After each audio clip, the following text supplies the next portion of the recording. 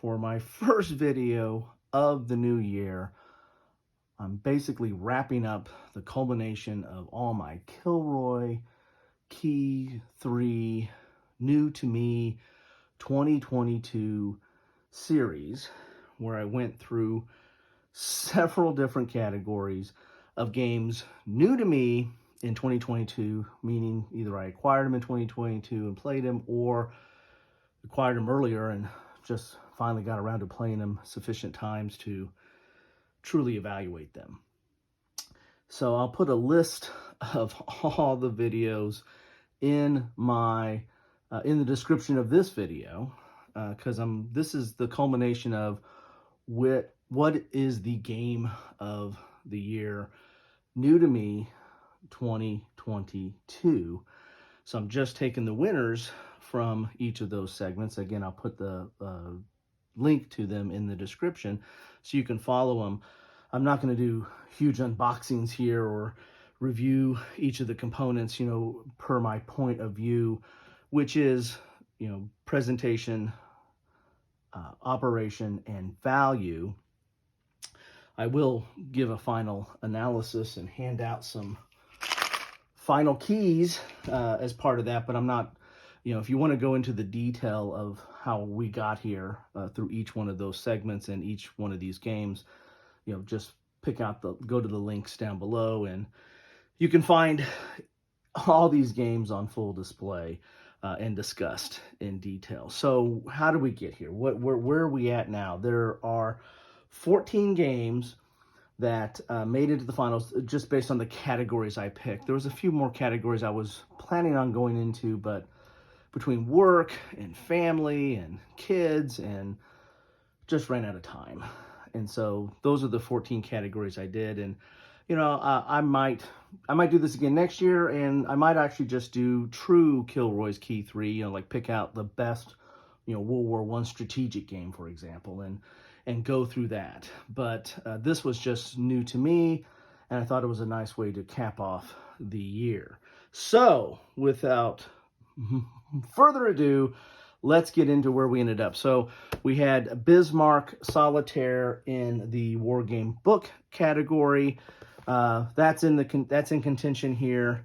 We had Spruensleader in the modern war and alt history category. That's in contention. We had Mark Herman's Churchill as part of,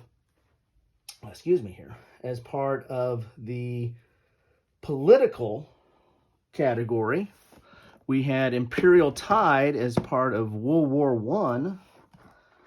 We had Siege of Malta 1565 as solo war game. We had Final Girl as part of solo non-war game. And this is a beast here. That is a true beast there. Oh my goodness. All right. Living with a hernia. We had 4 What Remains. There's 3 in that series, but I decided to pick this one since DBG sent that to me. For the sci-fi category, we had World of Warcraft as for the fantasy category, and World of Warcraft was also nominated for a Charles S. Roberts Award as well. We had Alma Morved. It's early. I haven't had my coffee yet. The second in the Levian campaign series by Volko Ruhnke for the medieval category. We had Lanzarote Ridge for World War II small unit tactical category. I'm running out of room here. I'm going to block all my light. We had Salerno for World War II, new to me. Then we had a Julius Caesar for Ancients, A Most Fearful Sacrifice for American Civil War, and Napoleon 1815 for, you guessed it, Napoleonic. And I did a forced ranking on each of these games using my point of view system, presentation, operation, and value. For the 14 finalists, I did a force ranking and ended up with these three right here. Julius Caesar, Great Battles of Julius Caesar, Deluxe Edition, A Most Fearful Sacrifice, 3 Days of Gettysburg by Herman Luttman, and Napoleon 1815 from Denis Savage, and part of the Conqueror series and produced by Shakos. I will say I kickstarted this. This was provided to me by GMT. I want to thank him for that. Again, this was a Mark Herman and Richard Berg design. And this one was provided to me by Shako. So thanks all around for all of that. You also might see some games here that might be potential nominees for the Charles S. Roberts for the 2022 season, but we'll see. So now on to the keys. This is the final keys of this process, the first keys of the year, so to speak. So for first, I'm going to go with presentation, and this one is, close between these two as far as presentation. Nothing against Julius Caesar, but these two, Most Fearful Sacrifice and Napoleon, had a very, very outstanding presentation. But I'm going to go with the three keys to A Most Fearful Sacrifice in that regard. And 1815 gets the 2 keys, with Julius over here getting 1 key. Now we go on to operation, which operation goes into the rules, the ease of the rules, how the presentation of the rules, the rule book, player aids, ease, complexity, how the complexity is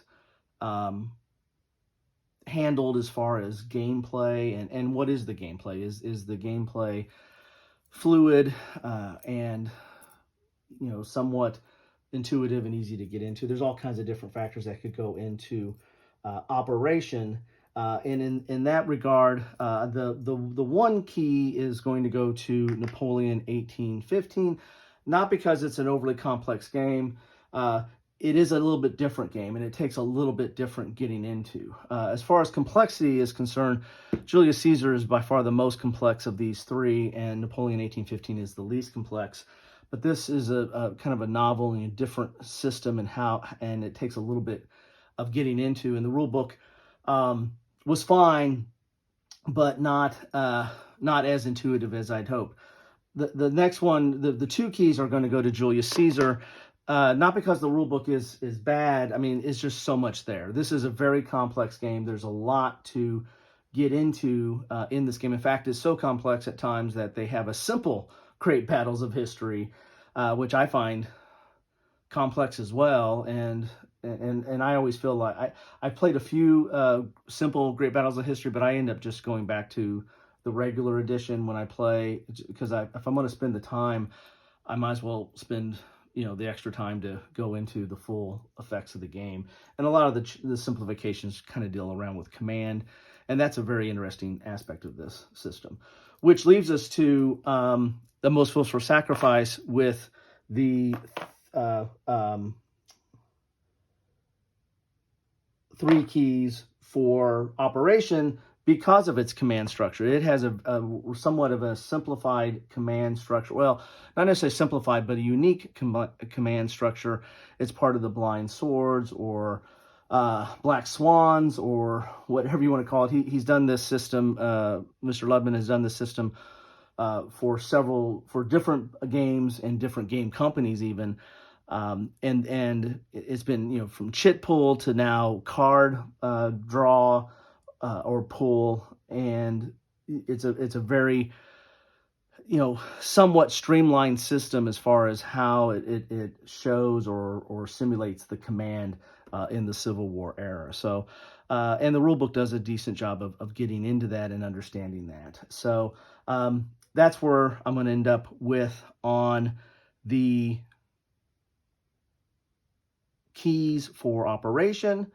Now we go to value, the last 3, or the last, I should say, 6 keys of this whole segment and series. And value corresponds to a lot of different things as well. Value is replayability. Value is simulation value, especially in the war game sense. Do you feel like you're getting the full effect or feel of that period through this game? Because these are all games, and they're not perfect, and they're not going to be perfect simulations. So that's just a factor when you play these games. There's also a little bit of a fun factor. I mean, if you're playing the games competitively, are they competitively, or are they one-sided? A lot of battles in history were one-sided. So how does the game deal with that situation? And also, are they fun? Or do you have fun playing them? Are you enjoying or learning, or engaging in the whole exercise or experience, I should say? So value, when looking at value, this one I'm going to give the 1 key to 1815. Not because it's not replayable, but it is a certain situation. This is the battle, kind of the Battle of Waterloo, or the last of the 100 Days during the Napoleonic period at an operational level. And so it's replayable, but you're playing the same situation kind of over and over, and it doesn't have like a whole bunch of scenarios that go with it, which is contrary to Most Fearful Sacrifice and Julius Caesar. They have multiple scenarios, and Most Fearful Sacrifice has not only multiple scenarios to kind of help you learn the game, but it also has kind of a campaign game that goes in there, and some hypothetical as well. So there's quite a bit of additional gameplay that goes in Most Fearful Sacrifice, and I'm going to give that the 2 keys. As far as the best bang for your buck, the most value, the most replayability, and in my opinion, the best simulation value is going to go to Great Battles of Julius Caesar. I feel like the Great Battles of History system, I think, does a really good job of introducing ancients, how command and combat was handled in the ancients era. And I wasn't there. Heck, none of us were there, right? But this feels right. I feel like this gives us, or at least for me, in my opinion, gives me a good feel for how command structures and lines were organized, and combat was undertaken during that period. So there you have it. This is where I'm going to end up with for my New2Me series for 2022. In 2023, let's look at the keys. We've got 1, 2, 3, 4 keys for Napoleon 1815. We have 1, 2, 3, 4, 5, 6, 7, 8 keys for A Most Fearful Sacrifice, and we have 1, 2, 3, 4, 5, 6 keys for Great Battles of Julius Caesar Deluxe Edition, which leaves us with the game that conquered them all for New2Me in 2022 was A Most Fearful Sacrifice. This may well be the one that did it for you as well. I know this got a lot of buzz this year, and it's just a beautiful game. It's a compelling system, and it's put together in a very tight and solid package for gaming, this American Civil War, but more specifically Gettysburg. This might well find its way into the ranks of the definitive game, or the top 3 or 5 games on the Battle of Gettysburg. Again, that's all very subjective and up to you all. Love to know what you all think. What's your point of view on how I ended up with these categories and ended up with these games? I mean, the fact that these were all winners, right? In each of those segments, they were the top 3 of New2Me for 2022. And then all these put together, these are the top 3 out of all the winners. So if you made it on this list, in my opinion, you're a winner. I mean, this is a solid game. All these games are solid, and all these games have their merits in their own right. But these 3 kind of rose to the top compared to all the other contenders. So anyway, love to know what you think. Love to know how you're doing on this New Year's Day. Hope you're happy, safe, and well. Hope you had a bang-up party last night, celebrated well and safely, and got home safely if you were traveling. Love to hear any of your thoughts on these games, on this whole series. What do you think about how this series is going? Because, you know, I'm probably gonna continue it, but I'm gonna see, you know, how that goes. But also love to know what you think, what your point of view is. I really do want to know what your point of view is on any of these categories, any of these games, or anything you want to talk about. Having said that, I also want to send a special thanks to all my subscribers. I've got quite a few new subscribers this year. I haven't done a year in total, but man, it was an amazing year on subscribers. I'm not in it for the subscribers. I do this because I enjoy talking to you, or talking to the thin air, and you guys grabbing pieces out of it every once in a while. Also want to thank some of my regular subscribers and some of my regular people that, when I say regular, people that comment a lot. You know who you are. I really do appreciate all the comments. There's some of you that comment on almost every video I do, and that, again, is greatly appreciated. And I try to respond, and hopefully we can have a good dialogue there. And I'm expecting more in 2023, and continuing on and improving in my content, improving how I present, and improving in, you know, doing things different. I mean, I do quite a few unboxing, but I like doing these things too. I like doing different segments, and I have kind of a variety of things that interest me and hopefully interest you. If you're subscribed and watching and liking, then I guess it is, but you know, that's all a matter of taste. So anyway, rambled on way too long for this. I want to thank you all for stopping by.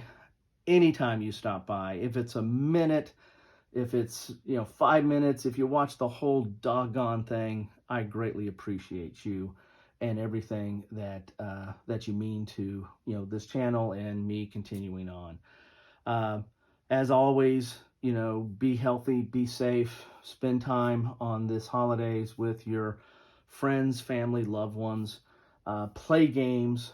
I'm going to get out here. There might be one more video I do this year to start off the new year. Probably be an unboxing. But right after that, it's game time. I've got to cook some stuff up, traditional for New Year's that I always do every year. And then it's to the games. It's to the games. Anyway, all really appreciate you. Be well. Thanks for stopping by.